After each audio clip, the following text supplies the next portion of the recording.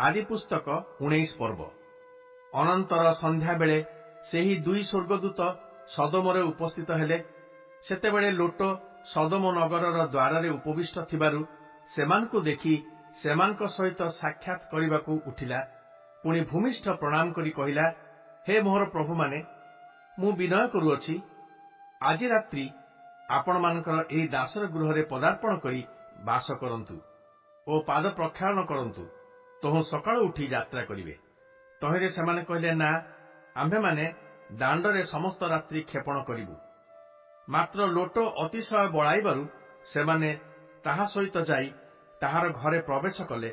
तहु से सेमानक पई टाड़ी शून्य रोटी आदि खाद्यद्रव्य प्रस्तुत करन्ते सेमाने भोजन कले। मात्र सेमाने शयन करिबा पूर्वे सेही नगरर लोकमाने अर्थात सदोमर युवा वृद्धादि समस्त लोक चारिआडी आसी तार घर घेरिले।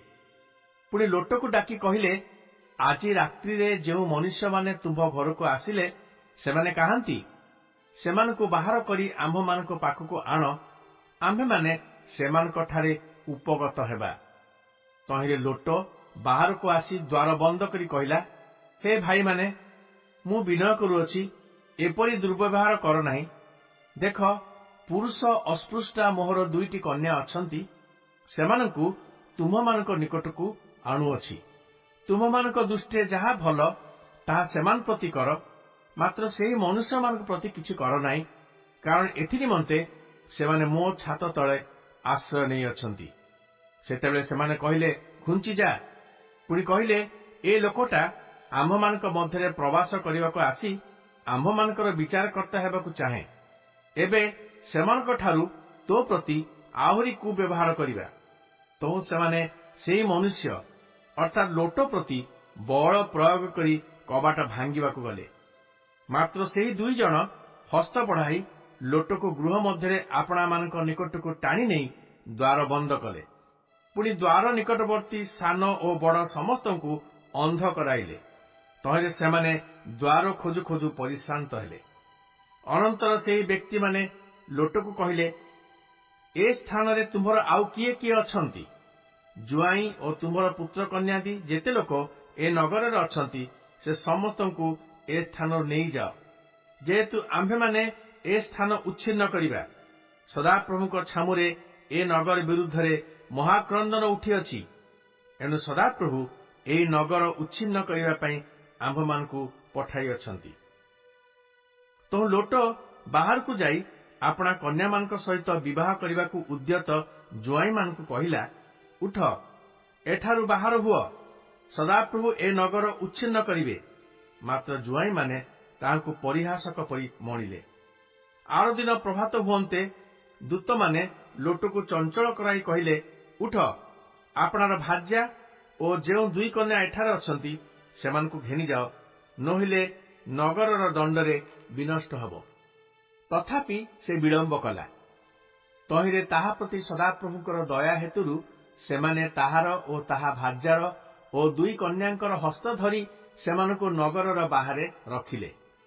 एही रूपे सेमानकु बाहर करी आनिला उत्तारे सेमानक मध्यरु जणे लोटकु कहिला, प्राण रक्षा निमंते पळाओ, पछ आड़कु दृष्टि कर नाही ओ एई समस्त प्रांतर मध्यरे रुह नाही, पर्वतकु पळेई जाओ, नहले विनष्ट हब। तहिरे लोट उत्तर कला, हे मोर प्रभु, एपरि न हेउ। एबे एही दास प्रति अनुग्रह ओ महादया करी प्राण रक्षा कले। मु पर्वतकु पळाई जाई न पारे, केजाणी विपद घटिले मरिजीबी। देखंतु, पळाई जिबाकु सेही नगर निकटवर्ती ताहा क्षुद्र, सेही स्थानकु पळाइबाकु आज्ञा करंतु, तहिरे मोहर प्राण बंचिब, ताहा कि क्षुद्र नुहे? तहु से कहिले, भल, आम्भे ए विषय तुम प्रति अनुग्रह करी सेही जो नगरर कथा तुम्हे कहिल ताहा उत्पाटन करिबा नाही। तुम्हे शीघ्र सेही स्थानकु पळाओ, जेहेतु तुम्हे सेठारे उपस्थित न हेले आम्भे किछि करि पारु नाही। एणु सेही स्थानर नाम सयर अर्थात क्षुद्र हेला। अनंतर देशरे सूर्योदय हुअन्ते लोटो सयरे प्रवेश कला।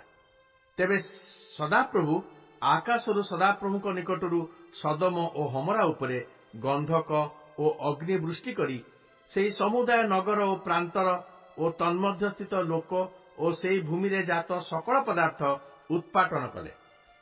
ସେହି ସମୟରେ ଲୋଟର ଭାର୍ଯ୍ୟା ପଛ ଆଡ଼କୁ ଅନାଇବାରୁ ସେ ଲବଣ ସ୍ତମ୍ଭ ହେଲା। ଆଉ ଅବ୍ରାହମ ପ୍ରଭାତରୁ ଉଠି ପୂର୍ବେ ଯେଉଁ ସ୍ଥାନରେ ସଦାପ୍ରଭୁଙ୍କ ଛାମୁରେ ଠିଆ ହୋଇଥିଲେ ସେହି ସ୍ଥାନରେ ଉପସ୍ଥିତ ହୋଇ ସଦୋମ ଓ ହମୋରା ଓ ପ୍ରାନ୍ତରସ୍ଥ ସମସ୍ତ ଅଞ୍ଚଳ ପ୍ରତି ଅନାନ୍ତେ ସେହି ଦେଶରୁ ଭାଟିର ଧୂମତୁଲ୍ୟ ଧୂମ ଉଠିବାର ଦେଖିଲେ। ଏହି ରୂପେ ସେହି ପ୍ରାନ୍ତରସ୍ଥିତ ସମସ୍ତ ନଗରର ବିନାଶ ସମୟରେ ପରମେଶ୍ୱର ଅବ୍ରାହମକୁ ସ୍ମରଣ କଲେ। ପୁଣି ଲୋଟ ଯେଉଁ ଯେଉଁ ନଗରରେ ବାସ କରିଥିଲା ସେହି ନଗରର ଉତ୍ପାଟନ ସମୟରେ ଉତ୍ପାଟନ ମଧ୍ୟରୁ ଲୋଟକୁ ବାହାର କଲେ। ଅନନ୍ତର ଲୋଟ ସଅରରେ ବାସ କରିବାକୁ ଭୟ କରି ସେଠାରୁ ବାହାରି ଆପଣାର 2 କନ୍ୟାଙ୍କୁ ଘେନି ପର୍ବତରେ ବାସ କଲା। ତହିଁରେ ସେ ଓ ତାହାର 2 କନ୍ୟା ଗିରି କନ୍ଦରରେ ବାସ କଲେ। ଅନନ୍ତର ତାହାର ଜ୍ୟେଷ୍ଠା କନ୍ୟା କନିଷ୍ଠାକୁ କହିଲା, ଆମମାନଙ୍କର ପିତା ବୃଦ୍ଧ, ପୁଣି ସଂସାରର ବ୍ୟବହାର ଅନୁସାରେ ଆମ୍ଭମାନଙ୍କର ସହବାସ କରିବାକୁ ଏ ଦେଶର ତ କୌଣସି ପୁରୁଷ ନାହିଁ।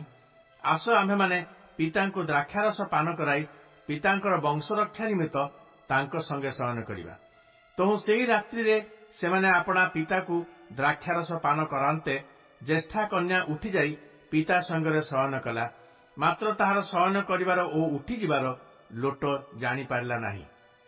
ଆରଦିନ ସେହି ଜ୍ୟେଷ୍ଠା କନ୍ୟା କନିଷ୍ଠାକୁ କହିଲା, ଦେଖ, ମୁଁ ଗତ ରାତ୍ର ପିତାଙ୍କ ସଙ୍ଗରେ ଶୟନ କଲି। ଆସ, ଆଜି ରାତିରେ ମଧ୍ୟ ପିତାଙ୍କୁ ଦ୍ରାକ୍ଷାରସ ପାନ କରାଉ। ତହୁ ତୁମ୍ଭେ ଯାଇ ପିତାଙ୍କର ବଂଶରକ୍ଷାର୍ଥେ ତାଙ୍କ ସଙ୍ଗେ ଶୟନ କର। ତହିଁରେ ସେମାନେ ସେହି ରାତ୍ରିରେ ମଧ୍ୟ ପିତାକୁ ଦ୍ରାକ୍ଷାରସ ପାନ କରାନ୍ତେ କନିଷ୍ଠା କନ୍ୟା ଉଠି ତାହା ସଙ୍ଗେ ଶୟନ କଲା। ମାତ୍ର ତାହାର ଶୟନ କରିବାର ଓ ଉଠିଯିବାର ଲୋଟ ଜାଣିପାରିଲା ନାହିଁ। ଏହି ରୂପେ ଲୋଟର 2 କନ୍ୟା ଆପଣା ପିତା ଦ୍ୱାରା ଗର୍ଭବତୀ ହେଲେ। ଅନନ୍ତର ଜ୍ୟେଷ୍ଠା କନ୍ୟା ପୁତ୍ର ପ୍ରସବ କରି ତାହାର ନାମ ମୋଆବ ଦେଲା। ସେ ବର୍ତ୍ତମାନ କାଳର ମୋଆବୀୟ ଲୋକମାନଙ୍କର ଆଦିପିତା। ପୁଣି କନିଷ୍ଠା କନ୍ୟା ପୁତ୍ର ପ୍ରସବ କରି ତାହାର ନାମ ବିନ୍ ଅମି ଦେଲା। ସେ ବର୍ତ୍ତମାନ କାଳର ଅମୋନୀୟ ଲୋକମାନଙ୍କର ଆଦିପିତା।